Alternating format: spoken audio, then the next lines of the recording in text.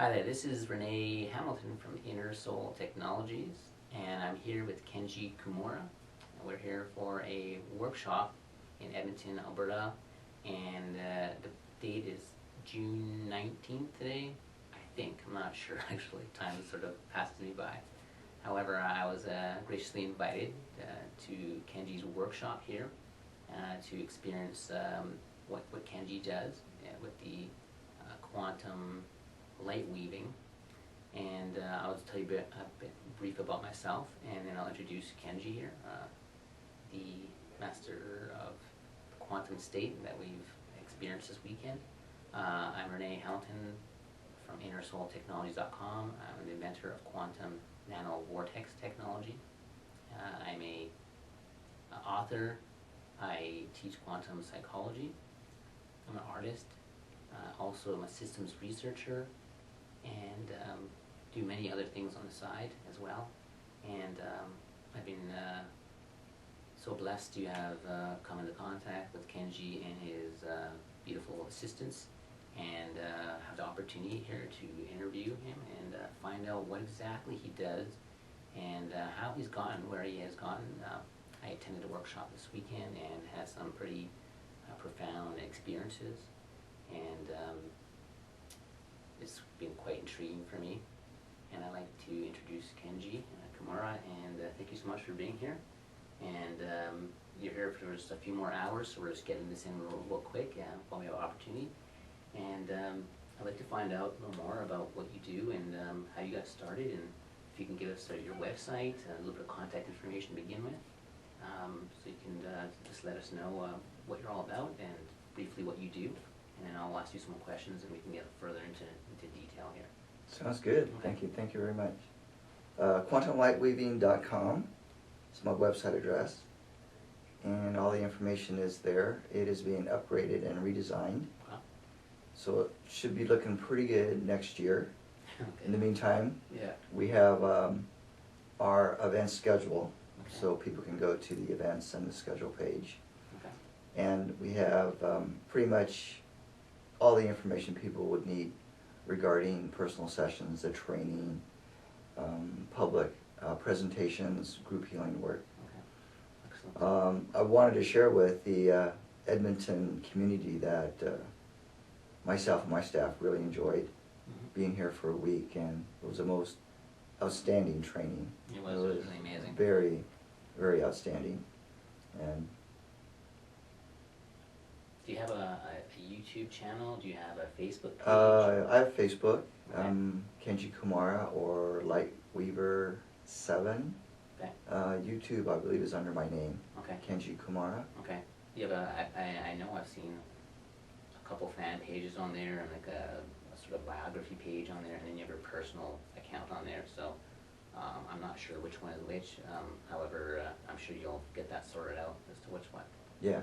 And do you have a specific YouTube channel at all, or is it little snippets here and there from different people? We just have a few videos, and it's under my name, Okay. So Kenji Kumara. Okay, YouTube.com. Just type in /Kenji Kenji Kumara. Kumara. Yeah. Okay, perfect. Okay. And Facebook, they can just Facebook my name, Okay. Kenji Kumara. Yeah, perfect. That should do it. Excellent. If not, call the Cosmic 911 operator. Okay. Right. They'll direct you. Yeah, absolutely. Okay. Yeah. You get lost in the quantum. Yeah. I know how it goes. Perfect. Okay. So anyway, the work. Perfect. So I must admit, when I was invited by you to come down, I hadn't heard of you before. I've seen a couple little snippets here and there of people saying, "Hey, have you heard of Kenji Kumara?" And I hadn't. And then when you had,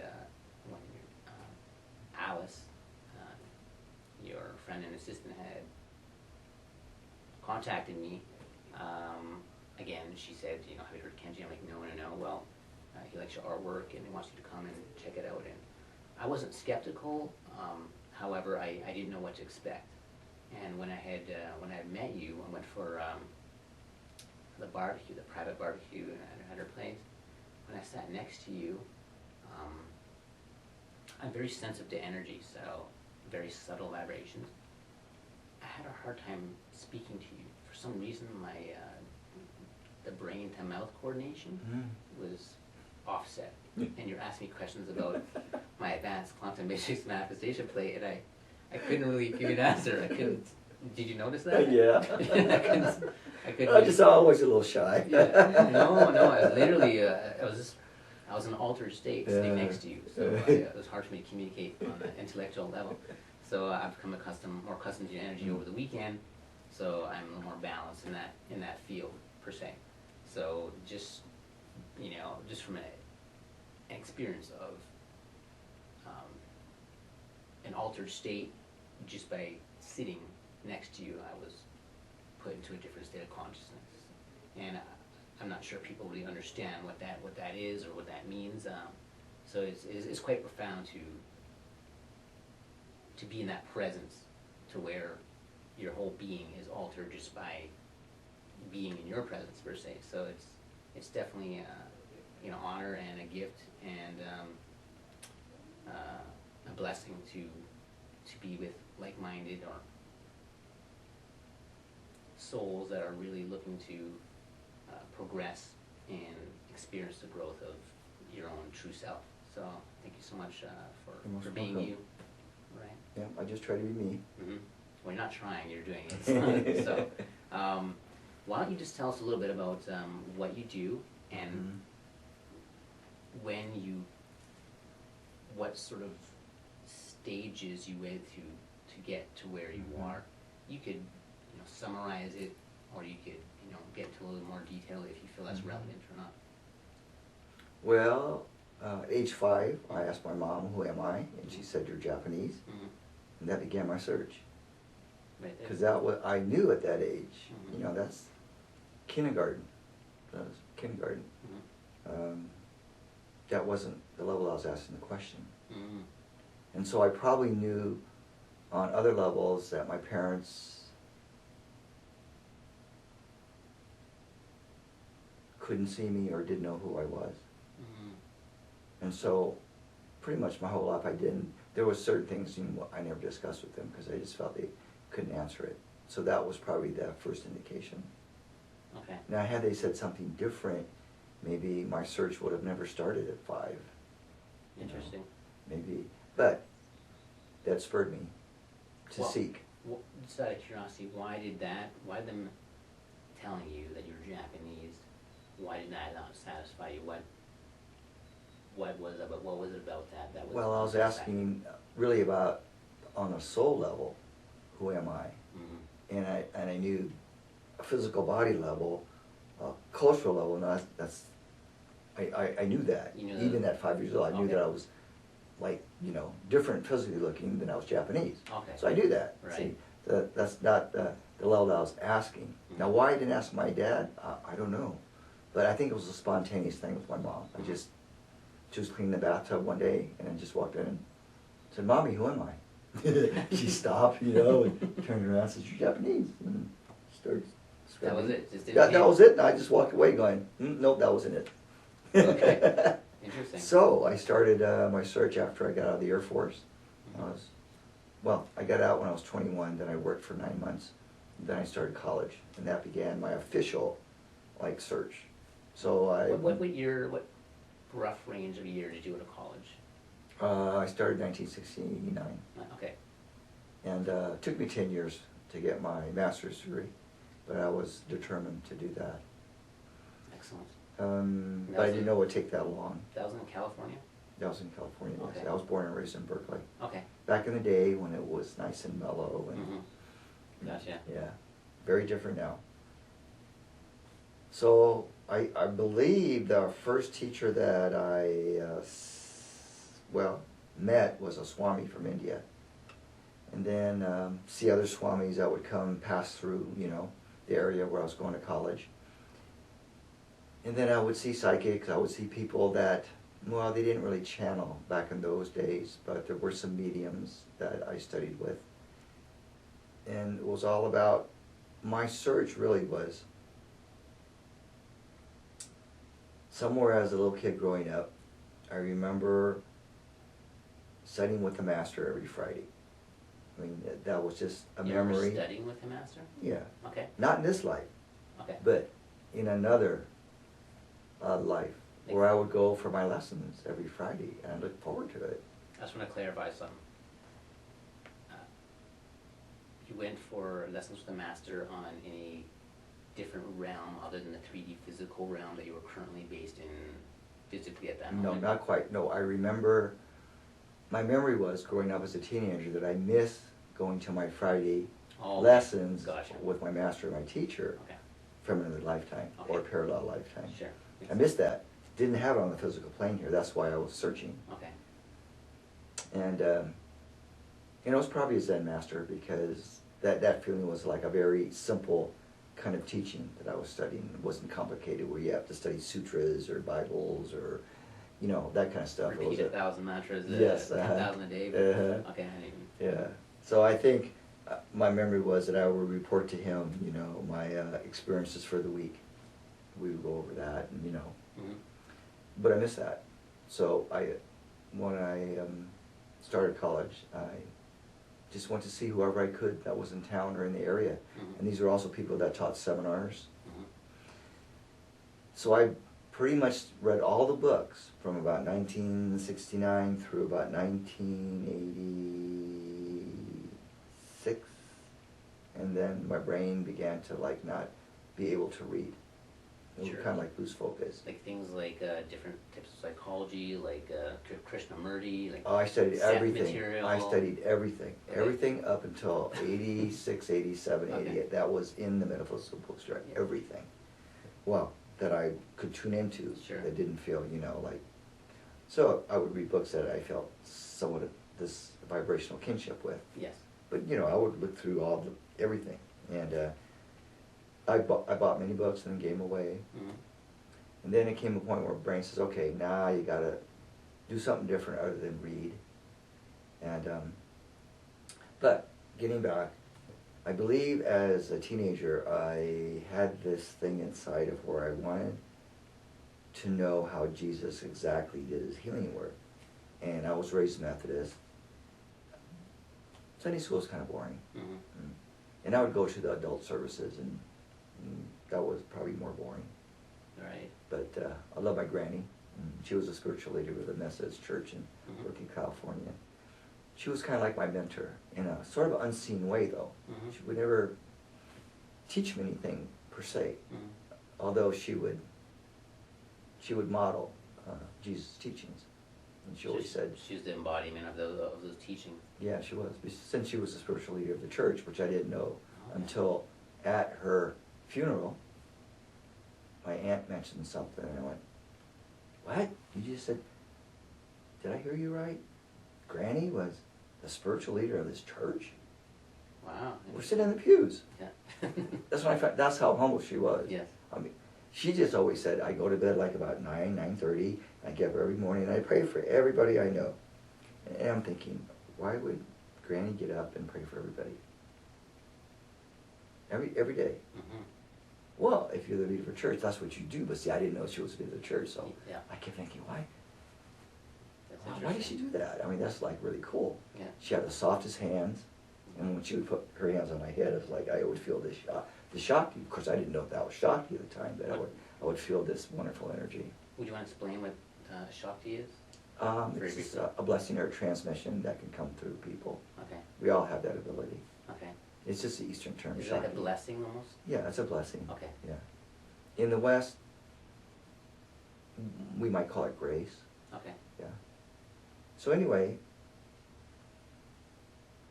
she always said 3 things. She says, you must go to church, you must believe in Jesus, and what was the other one? You must be success. She always said, you must, in her broken English, you must be success. Interesting Well, term. The use of the word be. I don't hear a lot of people speak that way. Yeah. But I didn't go to church after, teenager. But the Jesus thing, I've always followed in a sense of, not from a religious place, not from any kind of doctrine place, but from an esoteric, ascended master place. I wanted to know, and no one could show me, even up to date. that I found. But that was my search, was, okay, how did the master really heal? Yeah, I remember he put his hands on people. Now, recently, I remember him putting his hands on people and people would fall over. And that's probably how the charismatic church, they still carried a little bit of that influence. So they do the Like falling out thing the they do in church. evangelism and where people is. Yeah, uh-huh. So you recall through a quantum state, that's how Jesus would lay his hands. People would literally. And they would get up and they'd be different. I Okay. remember that. I remember Very that. interesting. Yeah. Not early on, but as I stopped reading books and began to, and I studied all kinds of body work systems, energy work systems, spiritual psychotherapy, medical hypnotherapy, professional education degrees and certificates to teach young kids. If I had all the money in the world, I probably would have studied everything on the planet, Yeah. Up to that point. But I had to be choosy because I was a poor student. Yeah. Yeah, and poor seeker. So I would sometimes do trades for trainings or do something, Yeah. Until a point where I realized, okay, now I've got to do it. So, to make a long story short, I would take the best from all these fields and teachers that I'd studied with, Mhm. which wasn't much really, but I'd try to take the kernel of what they showed us. I would let go of all the rest, which was a lot. I really let go of, rephrase. I learned what not to do when you teach people, because I would see teachers teaching, and I go, man, that you can't do that. Just intuitively, you just knew that, or there was effects or results or happening that you. Well, yeah, it was like bad behavior by teachers, in a seminar setting, stuff like that. I would take note, of course, and go, yeah, I'm not going to do that for sure. Mm-hmm. I mean, I just was subject, or I saw just all the ways that you shouldn't teach people, Mm-hmm. So, really, actually now, I have very little technique in my tool bag, so to speak. It's all experiential, pretty much. Mm-hmm. And I've learned, because all these people before would teach step by step and have manuals and would have protocols and would have muscle testing or this, that, and the other. And I would go, oh man, that's just making me tired thinking about doing all that. So there's a lot of Mental stuff. intellectual There's a lot of mental processes. stuff. Yeah. To get to the state. Yeah. But somehow we came up with a very quick way to be that state, Mhm. and then to share it with others, and they would have changes. So I realize, or at least it's my belief, that the more simple it is, like this whole Zen approach, the more simple it is, the more effective it is. Mm-hmm. And if you share something with someone that doesn't involve the mind having to get engaged, the results are better and quicker and Mhm. faster and more permanent. Mm-hmm. And I will always ask the universe, prime source, Mm-hmm. show me the quickest, easiest, most loving way to do this healing work, Mm-hmm. this transformational work. So, over the years, I suppose, I kept dropping beliefs and emotional baggage to a point where it's pretty direct now. You, And it's no big thing, Mhm. because anybody can access that. And that's also what I ask for, is the teachability of this. That, not that we want to teach everybody on the planet, but where many different kinds of people can relate to this energy and want to use it in their life. And for it to be, I ask, to be practical. Mhm. Because it's no good if it's not practical, if you can't use it to parent your kids, if you can't use it to relate to your spouse, if you can't use it to better the workplace environment, then what good is it? It can stay on that realm where, yeah, you can meditate and go and be blissed out for hours, and then you come back, and then you got to do this mundane level here. And I've noticed that people that don't make the connection, keep it separate, like this blissed out state here, and then working, being in the world, they're struggling still. They're still struggling in this Sure. world with the stress and the pain and the illness and everything. I just want to clarify a few things.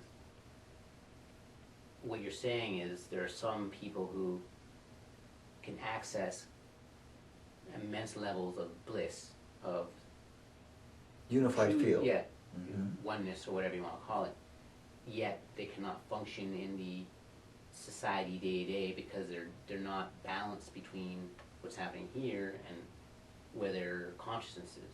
There's no bridge to make that. Yes. And that's doesn't seem to me as you're not really integrating that into your daily life, is what you're saying. Yeah. Okay. And they can't hold it or sustain it. But I think it's because really they haven't been taught to do that. And you got to remember, all of us weren't taught about the spiritual level first. We're taught the ABCs of physical, mental life, leaving out the spirit for the church. Yes. And if the church didn't do a good job, then you're really in a bad place. Yeah. You know what I mean? Yeah. Makes Yeah. sense. Stuck in a rut. Why don't you, if you can simplify or just give a brief paragraph or how you want to explain it, what it is that people have come to you for, that you have developed the consciousness or the ability to assist people with. I don't think we've really clarified that as of yet. So if you can sort of give me Well, basically they come because they want clarity, Okay. spiritual direction, you could say, Okay. under a lot of pressure and stress. So there's like money, survival issues, all of that. Mm-hmm. There's emotional wounding from early childhood that's still not cleared up in most healers, Mm-hmm. but that's why they study healing, Mm-hmm. to subconsciously heal their wounding. There's inability to quiet the mind, too many thoughts, Mm-hmm. nagging voice. The talking in your head that keeps most people up with insomnia at night. Yeah. Yeah. Things to do list. Ooh, that's a good one. Yeah. Right? And then, of course, there's the physical level of the body not being hormonally and brain-wise in balance. Mm-hmm. So you can try to treat the physical, the emotional, the psychological, but why not start where it really begins, from a spiritual place, and then have that trickle down and affect the mental, emotional, and the physical that way. Excellent. Yeah. And the process that you go through is not through an entirely intellectual approach. It's literally allowing people or showing people how to access the state of grace, per se, of going beyond the thinking process to access a state of where, quite simply, average people would look at it as where miracles can happen. Yeah. From their point of view. Yeah. And this happens instantly. It can. It can happen. And it can happen quickly over time. Okay. Yeah. Uh-huh. You mentioned that some people who take your courses or get a session with you notice effects slowly trickling into their life without them really even paying attention to it. It just suddenly appears. Let's talk about the quantum wave. Mhm. This is something that you've really brought forth, and how that relates. How you said your memories of how Jesus would perform what he does, and how that relates to you, and what that means for the average person. I don't think a lot of people understand what quantum wave is, or what the technique that you've developed, and how that is significant. Why don't you elaborate on that? No, me neither. No, I'm asking you to elaborate. Dry humor. Okay. Okay. Thank you. Even the founder creator doesn't know. Yeah. Oh, that's good. Yeah. We use humor Yeah. as an integrating tool, which is very fun. Mm-hmm. So I don't know if people realize that it can be an integrator, a real quick integrator, laughter and spontaneous humor. Yeah. Did a lot of laughing over the weekend, that's for sure. And let's see, so let's put it as simply as we can. So I have a vision. I mean, it's been there for I don't know how many years. So when I work with people, like say in a training, and I'm demonstrating the work so that they begin to understand, oh, okay, this is what you do, and things happen when you do this. So internally, when they come up and say I'm going to give them a wave, it's not really give them a wave, but it's just a way to phrase something. So basically, I'm holding a vibrational field around my body. It's not created by my mind, but it's created by my allowing to open up and connect with the source of all life. Now we all do it to a degree, or we wouldn't be here, right? But I believe that the goal, one of the goals of Earth life, is to be able to master that in each of our own creative ways, to master the holding of that vibration in the physical. Yeah, interesting, or I should say, that's a very profound way to say that. I haven't heard that explanation before. So I haven't either. Yeah. I just said it. Okay. Yeah. Okay. It really resonates with me. So then I just simply, it doesn't matter what I do as far as hand positions or even what I say, and everybody has to realize that your hands have power. Power comes through your hands, right? It can heal or it can kill. Obvious, right? Yeah. Okay. So, let's just imagine that we're just holding parts of the brain and the head, and internally, I'm focused.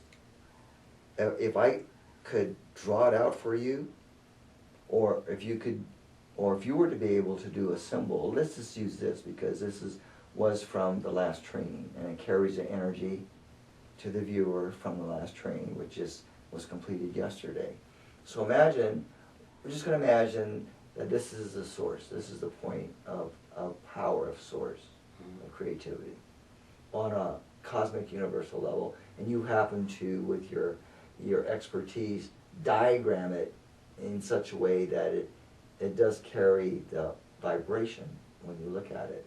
So let's just imagine that this is what I visualize when I close my eyes, but you don't have to close your eyes to get connected with that. But let's just say I close my eyes for just a few seconds, and internally I am connected, I am one with that in as many aspects as I am consciously aware of.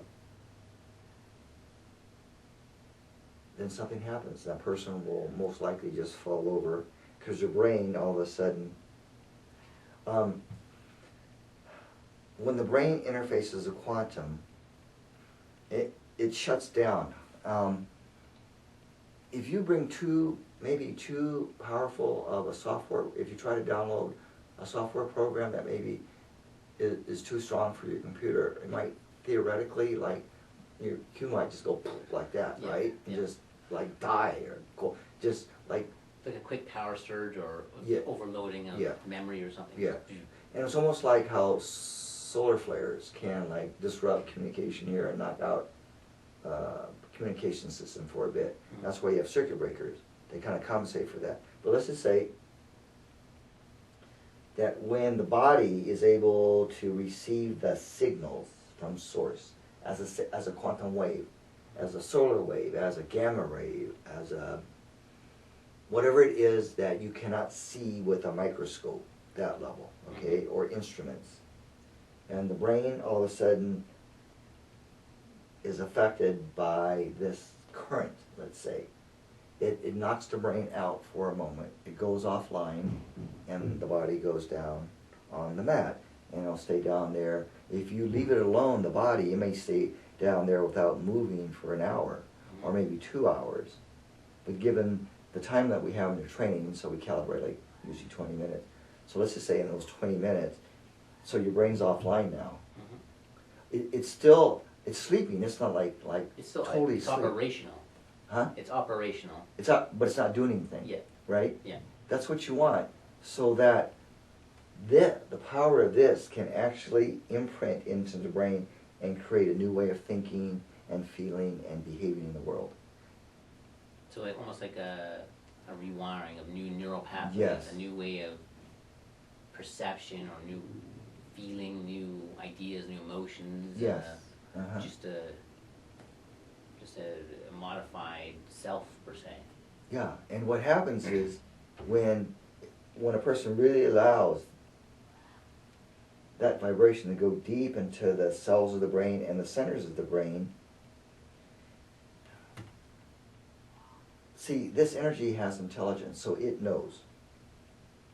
So it knows that when it influences the brain, we all want to let go of our stuff. Mm-hmm. So that's a given, right? Mm-hmm. Our dysfunctional ways. Mm-hmm. But sometimes resistance kind of gets in the way.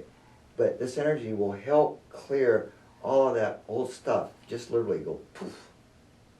And then what's being created are new circuits and chromosomes and genes relating to our skills, our abilities begin to be activated or opened up or awakened. But you won't notice it necessarily, except maybe you're going to feel some weird stuff happening inside your brain. Yeah. And you're laying there on the mat and you can't move your body. You're very conscious. You're like in 3 places at once. And part of what level you're experiencing is like things firing off in your head. Structures actually moving. Mm-hmm. Cranial plates moving. Mm-hmm. Interesting. You'll feel pressures. You'll feel heat. You'll feel cold. You'll feel nauseous. You'll feel dizzy. You'll feel blissed out. All number of things. Mm-hmm. Well, just a little interjection. I don't recall when, but at one point this weekend when we were doing an attunement, you were doing a meditation. I felt there's at one point just in the past I created an image, a power play image, much like this one I created right here. And the image when I was working on it, I felt clicking in my head, like Lego blocks were clicking and moving, and I hadn't felt that before. And I knew that quantum image I had made was doing some rewiring or something. It's called the Tempest Crystal Star. We had it displayed at everything. And this weekend, when we were doing an attunement, I literally heard like a miniature construction crew working in my head. Now, obviously not on a physical level of hearing, but on a interdimensional level. And I felt movements in there, and I was like, wow, this is serious. And not many people per se are aware on different dimensions of what's taking place.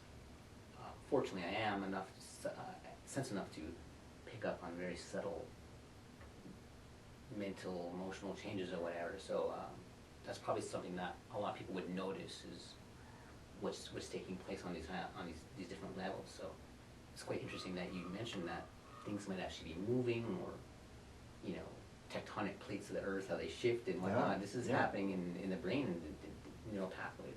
I once heard that if you were to take a splice of the brain and watch the activity, it would look like a lightning storm. All the electricity and neurons firing, literally it's like glowing in your brain. It's like a electrical circuitry going on there. Yeah, it's just like a computer, how it's based. But not only that, you'll feel stuff going on in here, in your solar plexus. Some people have very rapid eye flutter, twitching, kriyas, body movements that you can't control. Epileptic sort of movements over the weekend. Yeah, and occasionally these weird sounds coming out of the mouth,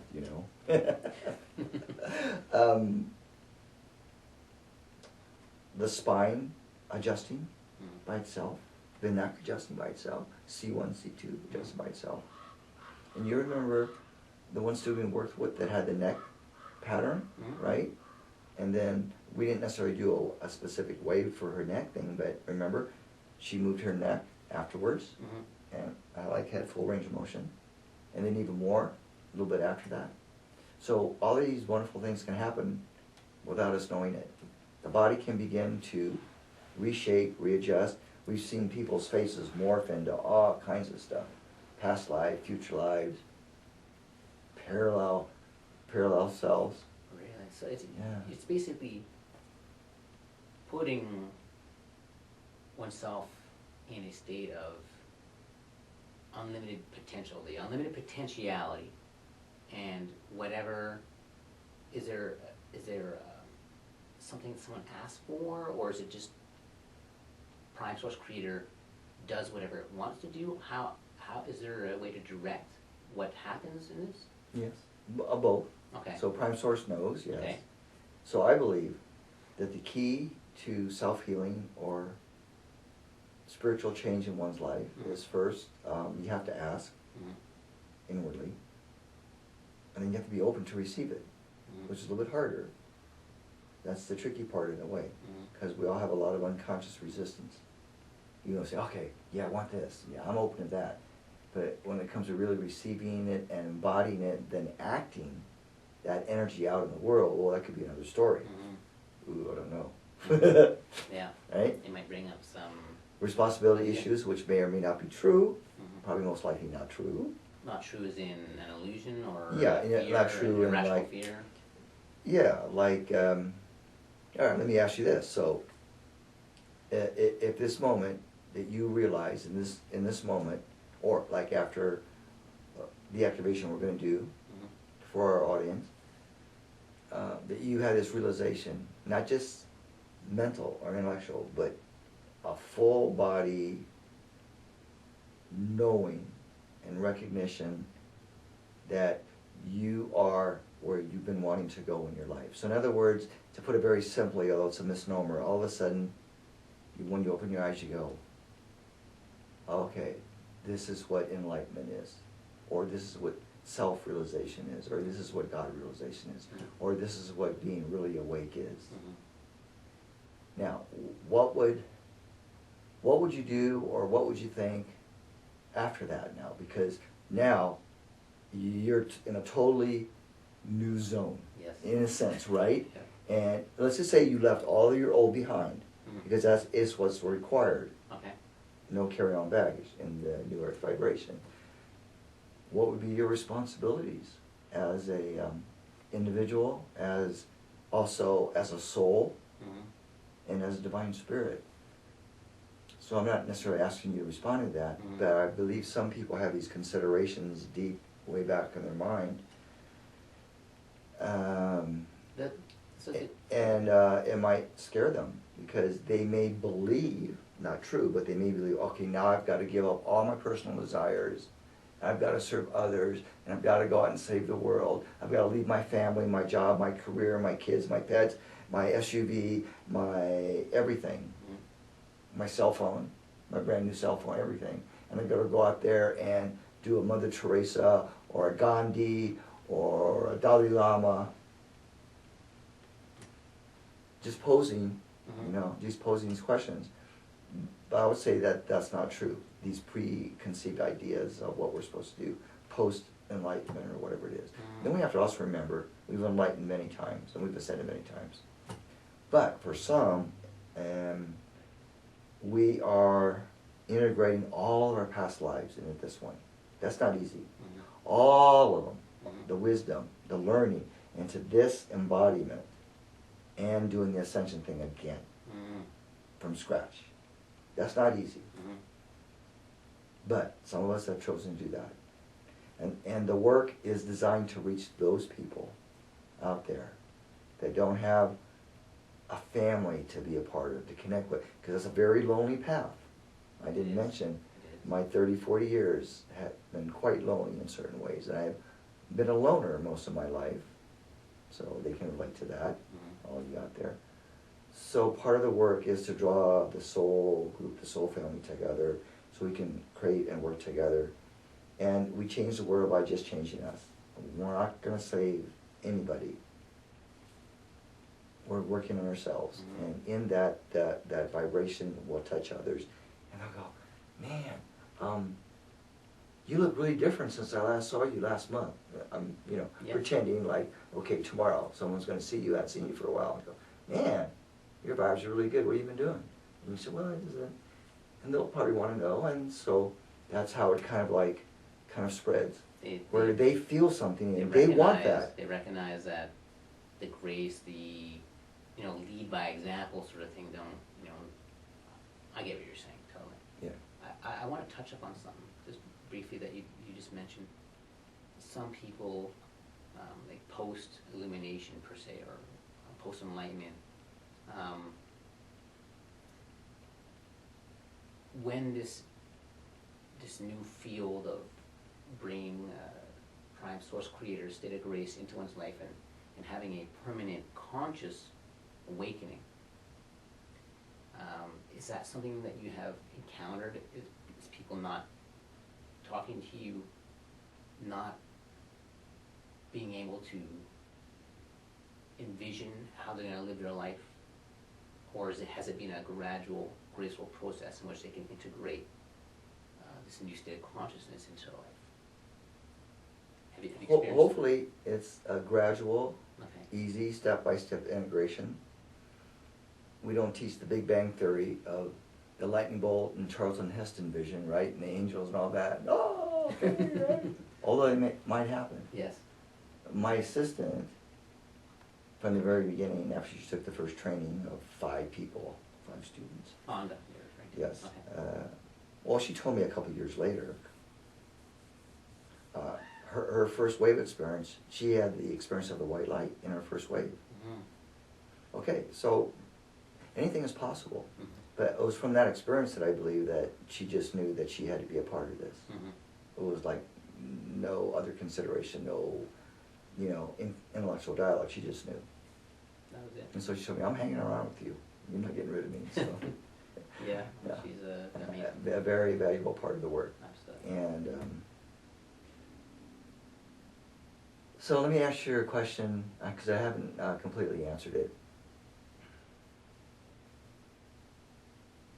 What I encourage, I don't normally talk about it, what I encourage in the trainings, I hold a state for people to be themselves, Mm-hmm. whatever that is. Mm-hmm. Now, we're not talking about their personality self, obviously. We're talking about their true self, Mm-hmm. their I am that I am. I hold a state, the assistants hold a state for the students to be able to come into that naturally. Now, we don't know what it's going to look like, Mm-hmm. but we can tell when people are authentic, because there's no baggage there in the way. It's just clear, clean expression. Mm-hmm. And to me, that's an enlightened state, is when people are able to clearly communicate with no baggage, Mm-hmm. no pretense, no judgment, none of that stuff that we're used to having to do to survive. Mm-hmm. So in other words, it's dropping all that survival stuff too. Almost like being like a child again, where it's just Innocent, yeah, spontaneous, just that natural connection. curious, Yeah. open, yeah. And many of the people that I've gotten could not live their childhood. So as adults, they're suffering. Mm. They're suffering because their inner kid is suffering. Yes. Yeah. They weren't allowed to grow up and play or speak, right? Mm-hmm. Mommy, I see angels.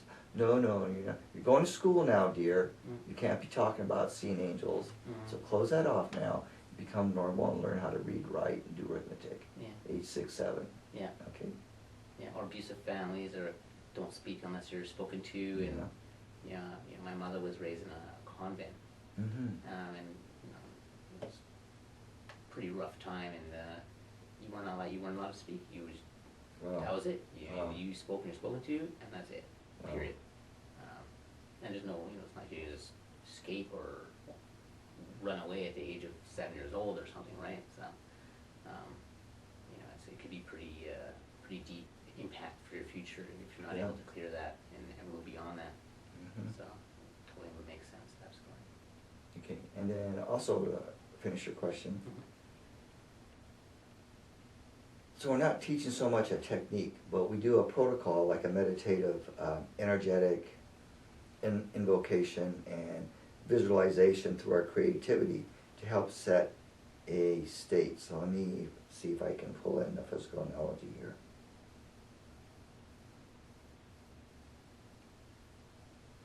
Okay, I'll give you a crude example. In sports, like before basketball games, Mm-hmm. You do the national anthem. Mm-hmm. Well, let's forget it's about the patriotic thing, but on an energy level, it was supposed to create some kind of peace and flow and harmony in the arena so that everybody can have a good game. But unfortunately, that's not the case. But a very crude example is that was an attempt to set the state before something occurs. Sure. Where everybody kind of participates, right? Mm-hmm. And it's sometimes done with song, Mm-hmm. right? Which is also, important for setting the state. Mm-hmm. But I would just like to emphasize that when we do set the state for our day and our meditation, things go really well, as opposed to if you don't do it. And so always we're creating the boundaries and the safe space for the students to learn in. And that's a whole nother thing about the quantum learning aspect, whole totally different ball game than what most healers, most teachers are used to or are doing. Mm-hmm. And it's nicely challenging. It's not stressful, but it's nicely challenging. How would you say that that would differ from what some other healers may be doing? What may they be doing that is not holding that state? Well, let's say if we do this, we've already done this, but let's just say for our audience now that we've asked everyone present, so we invite the whole universe, because invitation, Okay. when you invite, then beats come, Yes. as opposed to no invitation, right? Yes. So everybody just got an invitation in the mail. They've opened up this nice little decorative little envelope with a little invitation to come join us for this little attunement. Mm-hmm. So I show up. And then we basically, with our breath, we connect to that place there. Mm-hmm. And actually, well, okay, that's what's also needed now after connecting there is now how do we bring this through the body? How do we embody How do that we, connection? because that energy's with us anyway, but when we invoke it, it comes alive. Let's just put it that way. It's not that we have to bring it into the body. Mm-hmm. It's basically when we invite and invoke and creatively visualize, imagine that connection, you invoke that power within each cell, each organ of your body, the space around you, and now you become that state. So it's almost like, I'll use perhaps maybe a crude example. There are things called opportunistic viruses, which basically like a cold or a flu. Mm-hmm. It's already in you. However, when you reach such a low energy state, it will activate. So it's almost like the field is there, Uh-huh. and for some people, their minds have sort of suppressed or made the full potential of that dormant. And what you're doing is activating that full potential that already exists within us. Mm-hmm. Is that what you're talking about? Yeah. Okay. Simply put, same thing with the brain. And now the brain is activating. Mm-hmm. And people's skills, one good example. Well, now we've had two. Well, we've had several actually over the years of unexpectedly in the training, people's higher selves all of a sudden speaking to the voice. Interesting. All of a sudden. Yeah. And people are going, whoa, that's not the personality that we know. Mm-hmm. Because the energy is very distinctly different. The Mm-hmm. voice is distinctly different. And there's a look in the eyes that's very different. To give you a classic example, I guess, of this, it could be in the textbooks in the future. So, a few years ago, the higher self of a student came through. Unexpectedly, it might have been after an attunement we did, and start speaking to the group. But here's the funny thing, we like funny. Mm-hmm. The being now in the body came in for the first time, that aspect. Didn't know how to walk the body, so had to it took a number of minutes to learn how to walk, and the being realized that the body had to go to what you would call your washroom because of certain biological processes that were needing to happen, and so I had to get used to turning the faucet onto the, and seeing this didn't have a word for water, but this liquid, Yeah. right, being kind of cold and so that So that was really funny and That's very wild. profound. It is. But the higher self had to get used to operating in the body, and for her it took like probably half the day. We had it also occur with two people in another state a number of years ago. They didn't know. The body got hungry. Not that they got hungry. The body got hungry, so we ordered in some Chinese. This was after class had ended, the training had ended, or it was in between teaching days. And the being didn't know how to eat the soup. And didn't like the smell of the soup anyway, either. It was too heavy. Well, stuff like that. Yeah. Yeah, and all they could do was just sit in the corner and not move because, yeah. Interesting. So they began to learn how to use the vocal cords to communicate. Mhm. Because initially it was just like staring at you. Mhm. And like, you could tell. When you get that look, like, oh, they're looking right through me. Mhm. They're seeing everything about me. Mhm. Because that's what the soul can do when it comes to the body. It knows. Mhm. Wow. They took a few days. And then recently, perhaps on this last trip, we had an example at the restaurant, which maybe people weren't aware of. But it can happen unconsciously, where all of a sudden, doom, doom, doom, doom, the soul starts downloading aspects, speaking through the voice, and maybe the person's not aware, okay, there's a new level now, but those around go, oh, she's starting to channel her higher self. Mhm. See? And that's going to happen more and more. Mhm. That's going to be really fun to witness. But that's the purpose of this, is to help people to bring their real self through, not their ego personality stuff. And the other part is we don't want to kill the ego, we don't want to like banish the ego from the kingdom. We want to educate the personality that it can actually deal with this quantum energy, because it doesn't know how to do that. Mhm. That's why it rejects and like goes into fear. Yeah. And you talk about certain levels of quantum, especially with people that like are church-minded, that example, and when you have one reference for life, when you introduce another whole different level here, that speak in the same language but not all rigid and confined, they go into fear. There's no need for that. And I don't have an answer for that, other than, we just share the work with who's ever ready to receive it. Mhm. You're not soliciting the work. They come to you because they're drawn to it ready. somehow. Yeah. Yeah. They feel something. Mhm. And they know it's something different, Mhm. but it's also feels familiar, if you know what I mean. Mhm. You Yeah. mentioned in the training you're very specific on to not imprint whoever you're working with your own energy. Mhm. You emphatically Mhm. reiterated that. Mhm. And so what are they feeling? What is people experiencing? Are they experiencing their own energy? Are they experiencing energy of So truth? again, referencing, or we could reference this, same thing, if we go to the core here. So that's what they're beginning to feel here. So it's universal and it's individual. Mhm. So in the training, everybody's feeling this universal spirit of unconditional love and allowance. Mhm. Unconditional love and allowance, coming from here. Because that's the power that creates. That's the strongest power in the universe. That's what Jesus used and still uses. Mhm. So why would you not want to use the purest energy, the most potent energy, the most loving energy? Why wouldn't you want to use that? Yeah. Yeah. When you had given me the wave in a private session, when you put your hands on my head, and Mhm. I don't recall where your other hands were, it was instant. I felt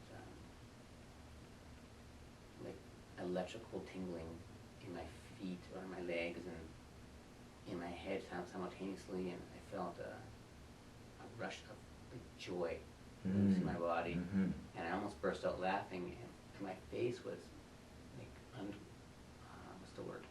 Involuntarily Twitching? Yeah. My eyes were like Uh-huh. twitching, and I could see how someone would interpret that as you're giving them the energy. Okay. Yet, this already exists within us. Mhm. And I felt this almost like in my mind's eye, a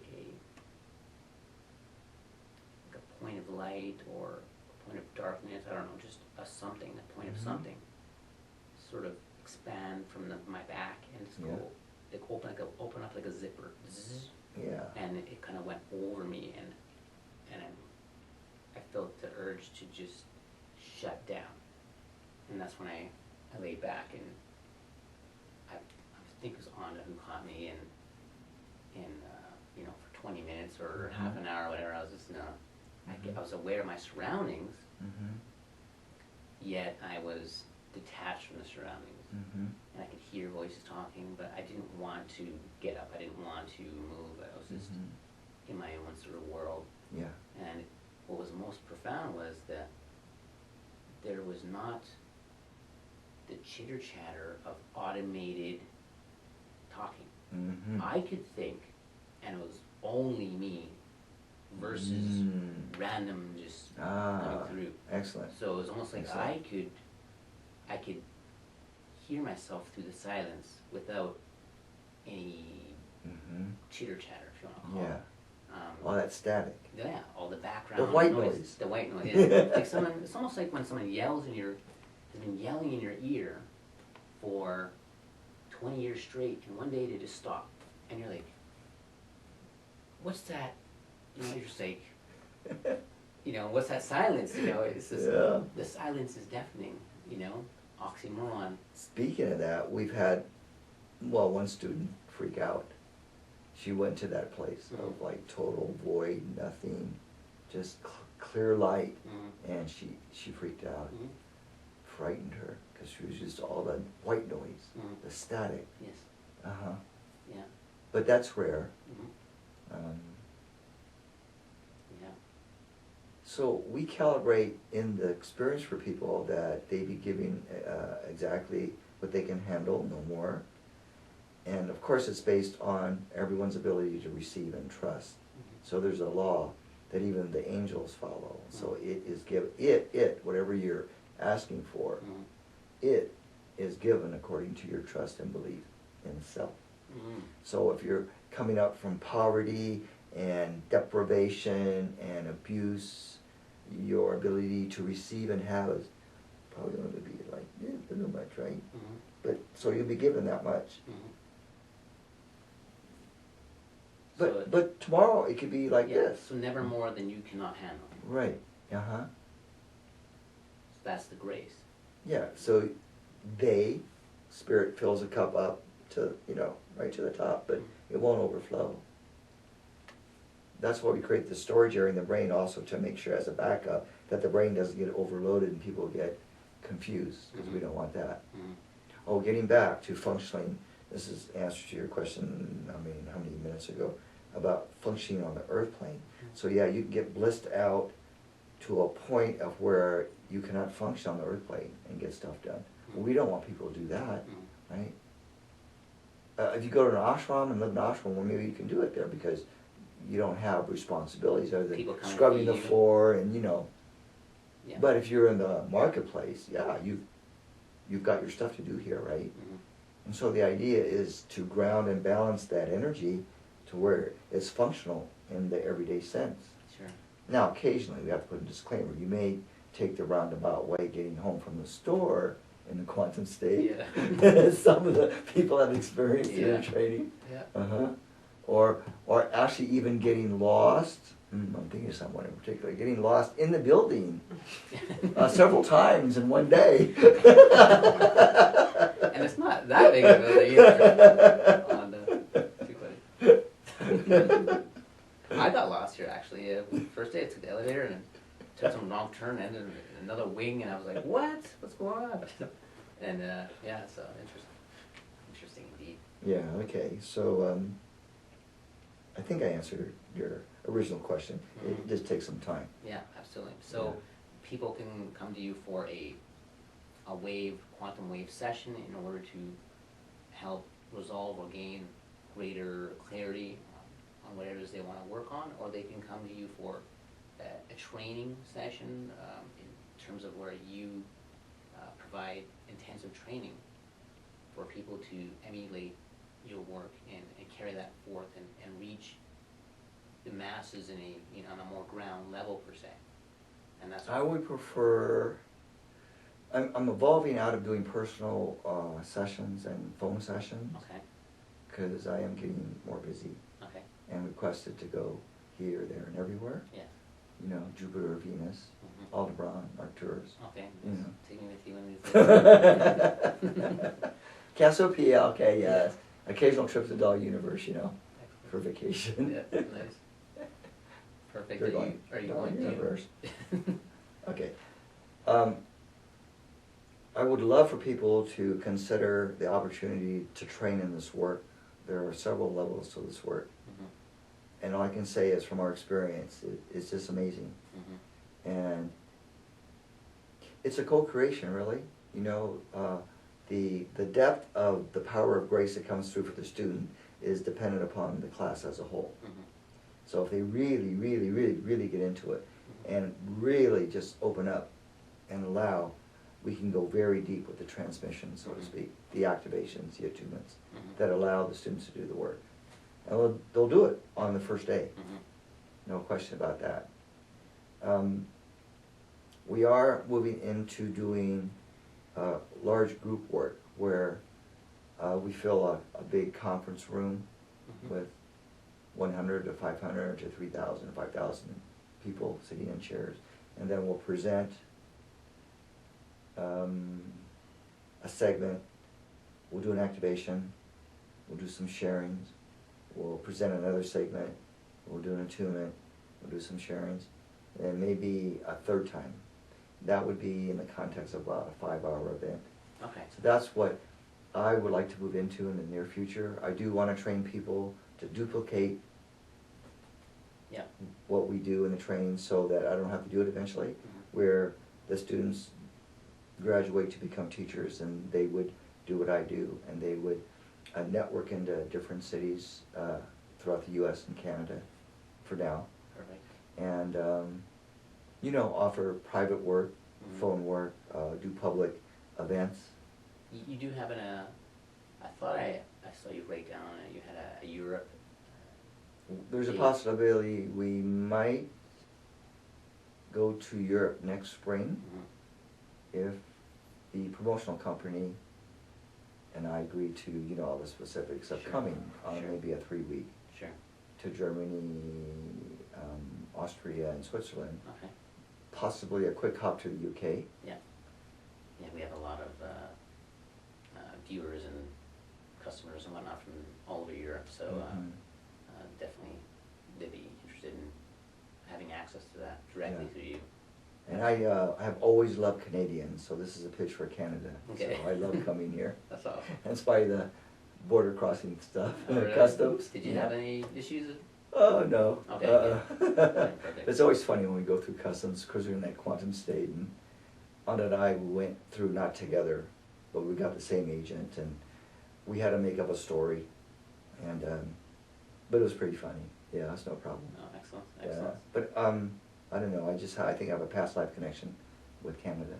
It's no different than the States to me. Feels like home to you? Yeah, it does. It does. Excellent. Yeah, and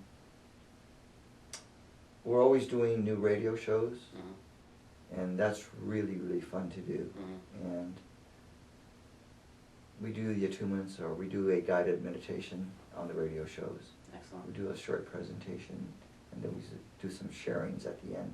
The people will call in, or they'll write on the monitor. You know, they'll share their experiences. I heard some secondhand information, and I haven't heard one of your radio shows as of yet, because our introduction has been so expedited per se, that some people who listen to radio shows, or a radio show per se, may enter this quantum state by listening to your voice and listening to what you're saying, or following through with the meditation, and actually collapse, you know, like out cold, fall off their chair, and just they're out, and they're being reprogrammed to bring themselves to the next level, and just unconsciously just not any, where you're smashing your head on your coffee table or anything, but you just get tired and just that's it. Yeah. Yeah. Yeah. It's the brain going, okay, I'm going offline now. Yeah. Okay, can't hold up anymore. Yeah. And Yeah. boom, yeah. A couple of times during the weekend, I literally couldn't keep my eyes open. I was awake, but I was just like, no, I gotta go with it. It's kind of like a gentle pull. I spent a lot of time with my eyes closed and dreaming and sleeping and, tuning into what you're doing this weekend. So I've had some pretty profound experiences. And another thing I noticed is that with all the artwork of mine that I had around the workshop, there's a different feeling to it now. Like it's been, whatever you want to call it. It's more activated? More activated. Like I can, it's like, tangible electricity coming off the artwork and whatnot. So it definitely affects the physical surroundings as well. I mentioned when I walked in, I had gone for a while, I came in and I came in the room after 4 hours of not being there, and when you're in the state, you don't necessarily feel the difference per se. But when I left and I came back, I couldn't believe the energy in the room. I felt like there was wind coming off the ground, lifting me up. Like my feet felt like they were like in the air. I was like, whoa, like I almost had to leave the room because it was a little overwhelming. Yeah. So I don't think people realize that it slowly cascades upwards and lifts you up gracefully without a big bang, just like you said. Yeah. So it's real. Yeah. I mean, that's a good example. Yeah, you don't notice it if you're immersed in it for 3 days, but you have to leave for some reason, come back hours later. I checked the room out today. It's all cleaned out and everything, right? Just like it was before we moved in there and set everything up. The energy's still in there. The energy feels really nice in there. So I would like to see the next group that rents that space. The comments I'll give to the front desk, but felt really nice. Felt really nice in there. yeah. See, so the energy lingers, if you want to use that word. It gets embedded in the carpet, in the paint, in the walls, in the ceilings, the quantum. So over time, your room, your space, your home can, just like you said, it'll build and build and build. And when you do the attunements from the show package, or you just do your own meditation in the same room, of course, it's going to build. And the room's going to absorb the vibrations. So that's what's neat. Yeah. It's just like they can take one of your pieces and energize their room or their whole house through that image. Yeah. Yeah. Through the attunements, there's many ways to do it now. Before I slips my mind again, there's a couple words that you mentioned that I want you to talk to the audience about. And you mentioned the word activation, and you mentioned the word attunement. Attunement or tunement? Attunement. Attunement. I'm not sure everyone knows what that means or what context you're speaking about that. Can you elaborate on those two words? Kind of the same thing. Okay. So say you have... In reference to how you present it, okay. Okay, so let's use this again. Okay. So say we have the core, the center there, right? And then you have you there, your body there, and me there. But universally, we're already connected from the very beginning of time, right? On a universal level, we are connected. And at the same time, we have individual bodies that we're learning through. So an attunement or an activation is simply holding the space for the core of this. Wow.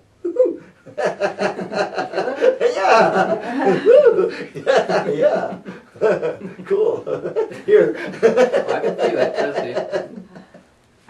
When I was creating this, I wasn't even here per se, right? But yeah. So that was an attunement. Okay, so so we hold the space for this brain to be connected with the core of that. That's attunement or an activation, is to where two waves connect in a way. Sort of entrain or harmonize? Yeah, entrainment or harmonizing, yeah. Okay. Because we're just connected from so many things all the time. Yeah. right? Gotcha. And the idea, this work helps to bring everything into clarity and centeredness and focus. Okay. Because we always center on, we don't center around the periphery or the symptoms. We go to the source. And that's the unconditional, that's the space that holds the unconditional love and allowance. Well said. So we call it grace. Okay. So Jesus, getting back, to verse 9, Mhm. so he was able to be a conduit, a clear channel for the power of grace. Basically what that means is, all right, you're free. You don't have to do your karma. I mean, you can get off the wheel of rebirth right now if you want to. Okay, you don't have to work out your karma anymore. It's done. That to me is grace. You can let go of all your stuff now. You don't have to work through your stuff. You don't have to process your stuff anymore. That's what you mentioned before. A lot of people think they need to process this and move through it. Yeah. Rather process and move through it, just let it go. Let go that which doesn't really matter. It's what you are that matters, which is grace. Everything else is just garbage per se. Bad, almost like a computer. You know, you have good software, Yeah. you have bad software. You can't run bad software, bad thoughts, bad programming and expect positive results to come from that by any means. Yeah. So are you saying, no, I'll give you an analogy. Let's just replace it with positive software. Okay? You're getting a lot of positive results, yet it's still software. It's still a program. Are you saying get rid of all programs? No program. Or are you saying slowly build up positive? Like, Well, how does that work in that analogy? I believe you can drop all software that's dysfunctional now Okay. for you. Okay. That's dysfunctional. Okay. Doesn't work anymore. It's like too old. Yeah. You gotta upgrade. Yeah. You gotta take your old computer, go to Best Buy, trade it in, and get the latest version. Okay. You can't be running a 20-year-old computer with today's software. It's not gonna work, Gotcha. right? So, in analogy, when you enter the quantum state and your brain shuts off, it'd be like you turning off the computer, replacing it with new parts, turn it back on, but you have to go off the line to do that. You can't just change your parts while the computer's still on, because it would just malfunction. Right. Okay. Yeah. That- It's at least gotta go in the sleep mode. Yeah. And then what's neat is then you gotta restart. So then after you restart, then you start opening your eyes and you realize, okay, I can get up now and get grounded. See, but until that time, you're not restarted yet. You're still in the sleep mode. Okay. And then your spirit, your brain will know to restart it. Basically, you can restart it through the pineal gland. We have a little technique, if you will. We just have the students touch here and say restart, and so that restarts electrical circuitry Okay. in your brain.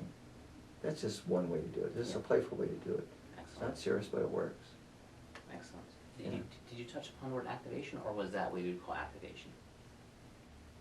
Okay, so when the two waves meet, blink, there's that alignment. So when there's a connection, and maybe you can use a computer analogy, so when there's a connection, then there is, well, on a photon level, there's a burst of light that occurs. It's the power being released within the cell, within the neuron. And that is symbolic of opening up your brain power, because there's 90% we haven't used yet. So this work facilitates, helps support opening up those other 90% of your brain power, so that you can become a spiritualized human being, not a human being trying to be spiritual, but we already are spiritual in divine right. So it's spiritualizing the human form, the ego. Yeah. We want to spiritualize the ego to where it can awaken and understand that it can release all the fears now. It doesn't have to hold on to any of the doubts and fears anymore, because it's not going to be hurt anymore. This is going to be a safe world. Yeah. Wow. So practical level, when this energy moves out more into the community, people are going to feel safer, just naturally. It's not. They're going to be less paranoid, less fearful. You know, I heard one person, Richard, I think it was Richard Hawkins, power versus force film. Uh-huh. He had mentioned that through his years of becoming more aware of beauty and love and true self, that loud noises, like startling noises, no longer startled him anymore. Like when someone would, Mhm. you know, someone drop something close to you and you're like, Yeah. oh, Yeah. it just didn't happen. He just, Yeah. it was just part of the background. Yeah. It's blended in with everything else. That's true. Yeah. There wasn't, I think that fear of death, the fear of being attacked, Yeah. fear of someone just grabbing you, it just embeds in subconscious. You hear a loud noise, like, Yeah. you know, that smooths out. Mhm. Interesting. Yeah. So it's like the old Zen thing, you know, where you're scrubbing the floor and then maybe there's a boulder that comes rumbling down the hillside. And yeah, you're hearing it, but you're still, you know, you're just doing your thing. Or, you know, earthquake comes. Yeah. Yeah. All right. You just keep on doing what you're doing. Yeah. Yeah. So basically what it does is it helps to heal the adrenal glands. Need to be flight or flight and on guard. Yeah. On guard. At all times. Most people are on guard Yeah. because they don't feel safe. Yeah. In a beta state of mind. On guard. Just low level agitation all the Yeah. time, Rene. Right? Mm-hmm. Yeah. I read a parable. Maybe it was the fellow who wrote. I don't remember the name. Anyways, he said there was a monk who was smelling flowers on the edge of like a cliff, and he somehow fell off the edge of the cliff but grabbed onto a vine, and there were hungry lions below him waiting to eat him, and the vine was, the branch was breaking, and he knew it was going to break, and he knew he was going to fall to the death of the body.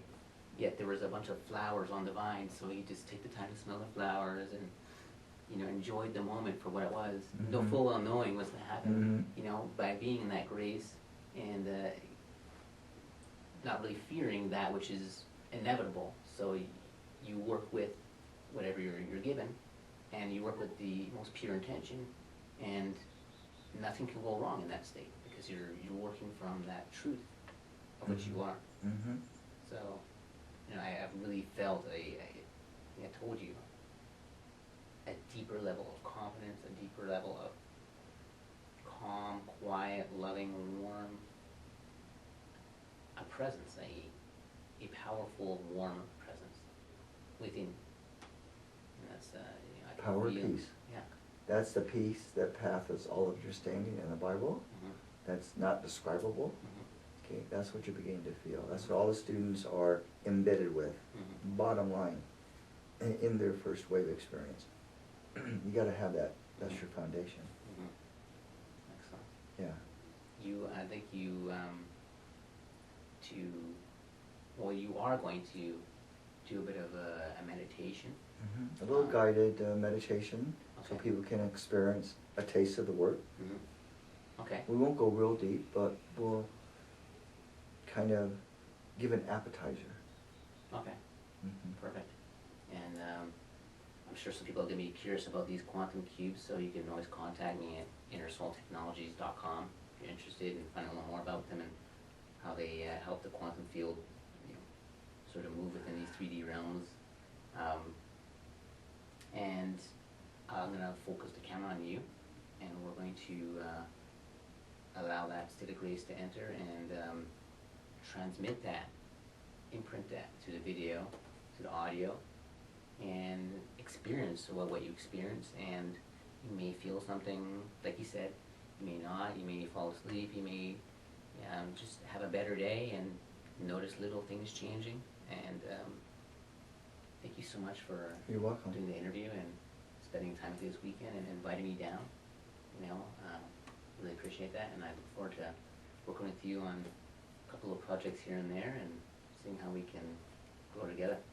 Right on. Okay, thank you so Yeah, much. yeah. Thank you. Thank you.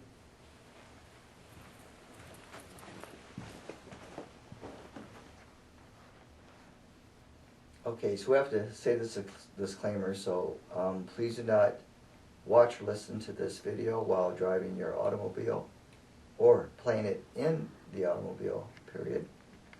Or if you're riding a tractor in Iowa, please pull out to the side.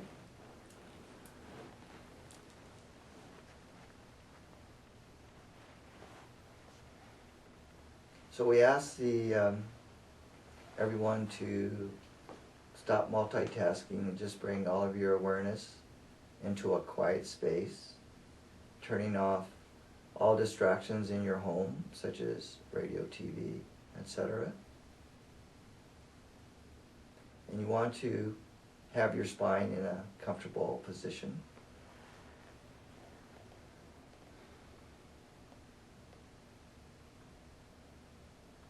So we're going to use the power of the breath to focus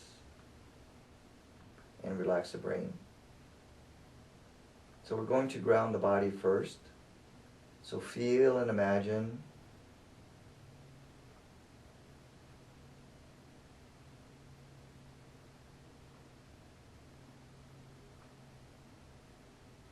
let's just say about 100 magnets under your feet that are embedded in the earth.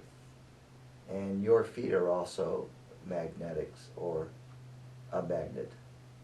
And imagine now that your body through your feet is magnetically grounded and supported by our beautiful Earth Mother. And we're going to ask, as always, to be a clear and perfect channel for the light, for the information, for unconditional love and allowance, and for the power of grace on all levels. And we invite the whole universe to come and receive a taste of the work. We're also going to invite all of your ancestors to come and receive, as well as all members of your family, including your wonderful pets.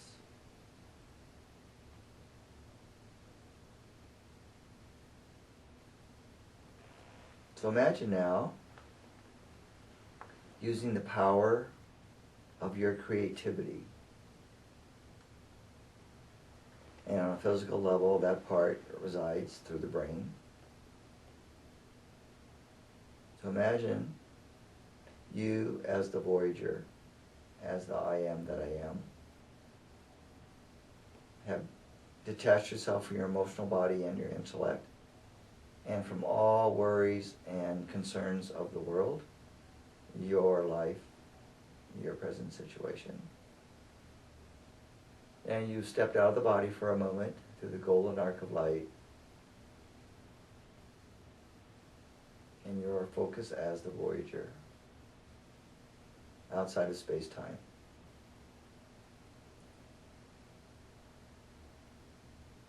So we're going to invoke the power of the Council to bring forth a most magnificent cocoon of light surrounding each one of you and your family in this beautiful energy of unconditional love and allowance. So breathe that in. Breathe it into the brain with the breath. Going to activate your brain centers.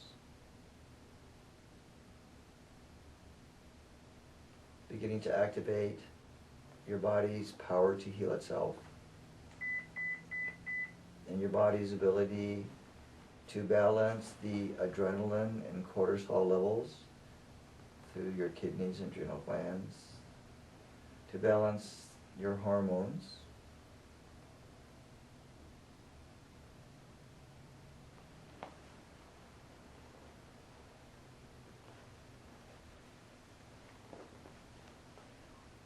and we're going to bring forth power of grace for each of you to receive in your own way.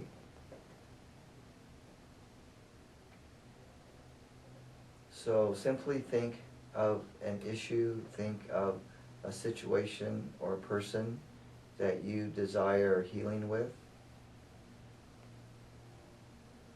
that you desire resolution for. Okay, then just let that go. And continue to breathe with the power of grace. You can feel a beautiful rose pink vibration moving through your body.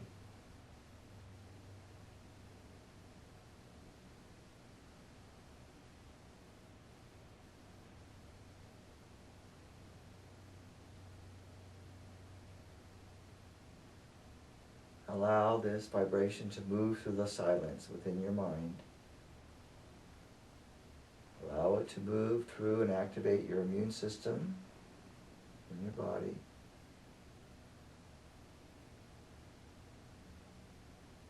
We're going to call forth the comforting angels.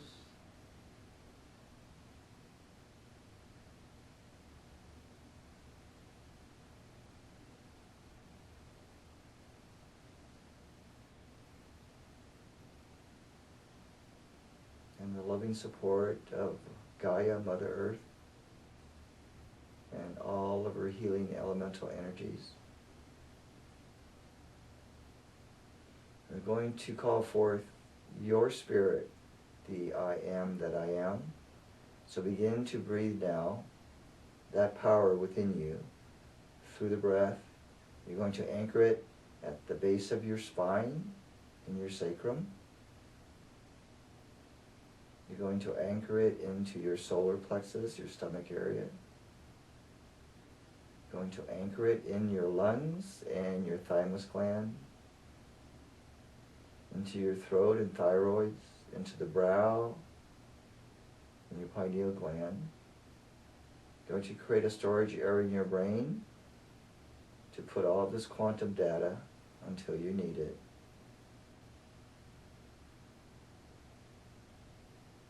Okay, and lastly, we'd like you to feel the space behind your physical heart. And imagine that your physical heart is beating with the same heartbeat as the sun, as a source of life. One heartbeat, one rhythm.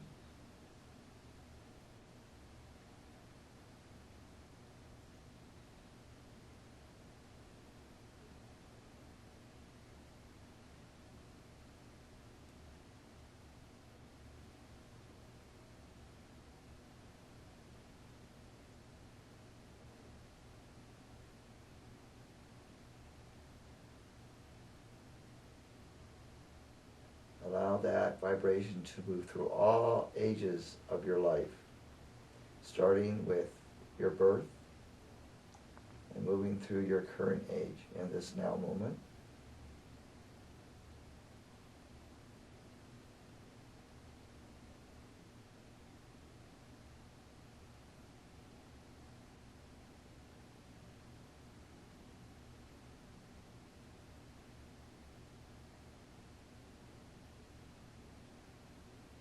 Now allow over the next 14 days for this vibration to integrate into your brain, into your emotional body, your mental body,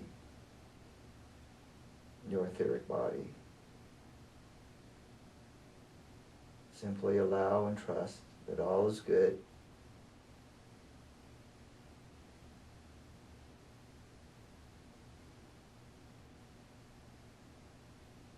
So as you come to, slowly open the eyes in the now moment, fully centered and grounded, awake, alert, alive, allowing the flow.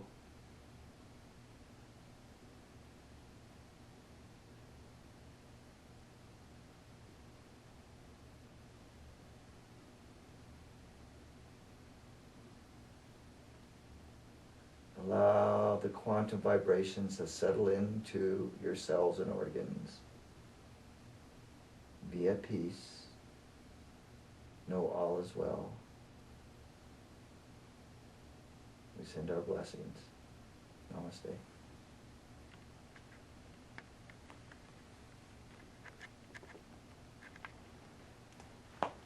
Kenji, I'd like you to, in a moment when you're ready, to tell the audience again how to contact you, your webpage, any phone numbers or Facebook or whatever you want, Twitter, or however you want to do that. sure they'll be interested. It's quantumlightweaving.com. Facebook, could be Lightweaver7 or my name, Kenji Kumara. With a U. Kumara.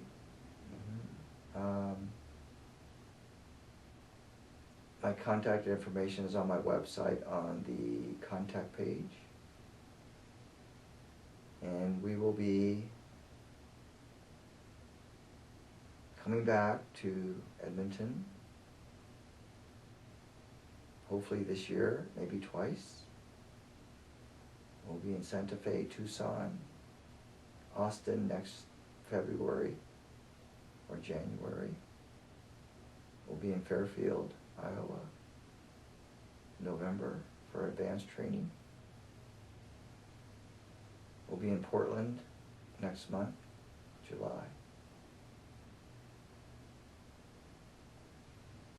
Twitter is Lightweaver7.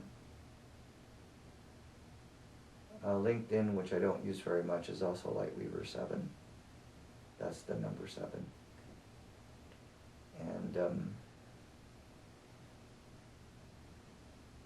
please drink plenty of water for the rest of the day. And please ground yourself before you start your activities after this attunement meditation. Simply ground your brain through the feet to the Earth Mother. Thank you so much. Thank you. This is Rene Hamilton with InnerSoulTechnologies.com, and you can reach us at that website, www.innersoul, INNERSOULTECHNOLGIES, InnerSoulTechnologies.com, and you can add me to Facebook at Rene Hamilton, and our YouTube channel with all our videos and other interviews is youtube.com/InnerSoulTech. Not technologies, Inner Soul Tech.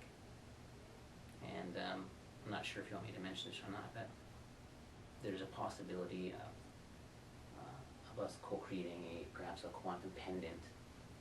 It might be this image right here, which is what I created for the class, for the session, that Kenji would personally run this quantum wave process on and embody some of the quantum state of grace within that.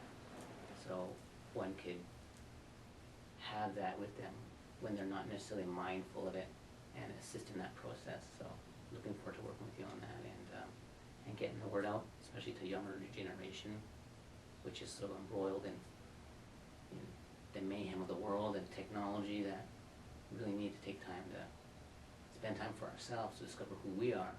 And at such a critical point in our day and age, this is greatly needed, and thank you so much for the blessings that you brought forth, and you've stuck with you've pushed through all the mess in order to come here fully within this grace that you are. I appreciate that. And Onda as well, which we're going to interview here right away. And of course, the person who brought this Edmonton seminar here all together and did an amazing job, and just a logistical genius, Alice Queen. So thank you so much, and we'll take a break here for a bit here.